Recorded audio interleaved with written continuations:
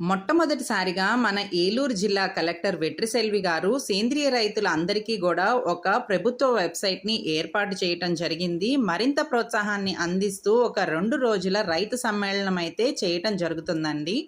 ఈ నెల అంటే ఏప్రిల్ 18, 19 తారీఖుల్లో ఈ రైతు సమ్మేళనం జరగబోతుందండి. అదే మన ఏలూరు రైతు సంపద. మరి ఈ ఏలూరు రైతు సంపద ఎక్కడ జరుగుతుంది అంటే, మన ఏలూరు ఫైర్ స్టేషన్ దగ్గర ఉన్న డీసీఎంఎస్ కళ్యాణ మండపంలో 2 రోజులు ఈ వేడుకైతే జరగబోతుంది. ప్రవేశం పూర్తిగా ఉచితం.